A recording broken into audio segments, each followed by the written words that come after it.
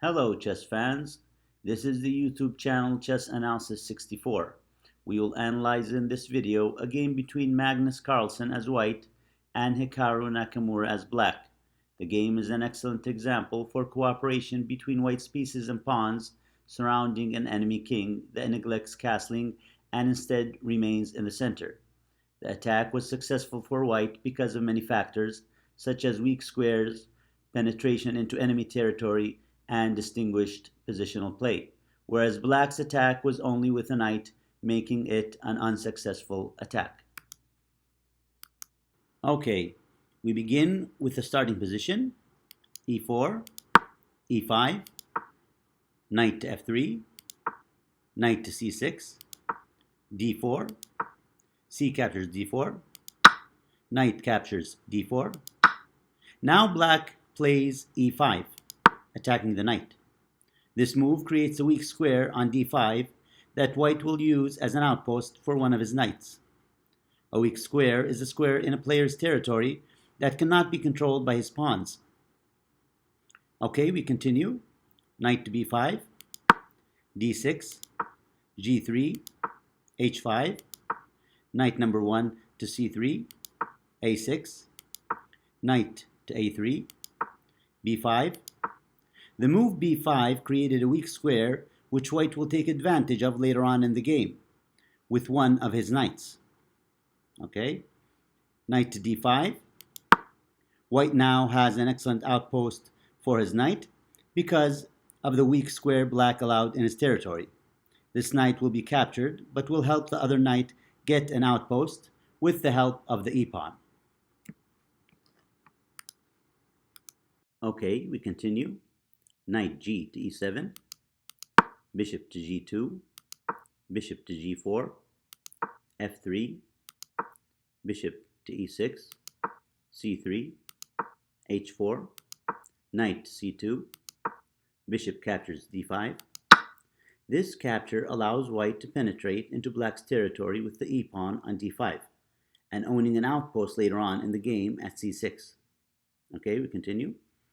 E captures d5, knight to a5, f4, knight to f5, g4, h3, bishop to e4, knight to h4, castling kingside, g6, king to h1, bishop to g7, f5, g captures f5, g captures f5, knight to g2. Now the outpost black created for his knight is a good idea, but the problem is that he doesn't attack with all of his pieces, as we will see later on in the game. A better move was bishop to f6, preventing the white f-pawn from penetrating into black's territory, which is supported by the white rook on f1. Okay, we continue. f6, attacking the black bishop. The bishop moves to f8. You might be wondering, why didn't black capture the pawn since it's protected with the black queen against the white rook? Well, let's check it out. We return the bishop back to g7. Okay, the black bishop captures the pawn, and here white's queen moves to f3, threatening to win the black bishop with the support of the white rook. Black has only one defender, which is the black queen. Notice that the black rook can't protect the black bishop because of the white bishop on c1. Now if the bishop moves to e7, black will lose material later on in the game, beginning with the pawn on f7. If he moves the bishop to any other square, his king will be checkmated by white's queen on f7. So instead, black decides not to take the bait on f6 and retreats the bishop to f8. Okay, queen to f3, queen to c7, knight to b4, preparing to occupy the c6 outpost.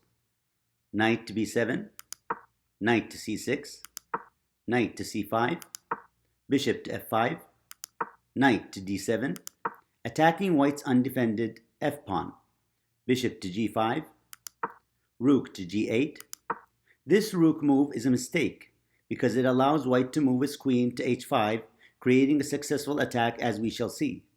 Okay, queen to h5, knight to b6, bishop to e6, Now the pawn can't capture the bishop because the white queen is pinning the pawn to the black king. As we can see, white is threatening to move the knight to e7, cutting the black queen's defense of the black f-pawn. This move also wins the black g-rook. So black decides to capture the bishop on g5 with his g-rook.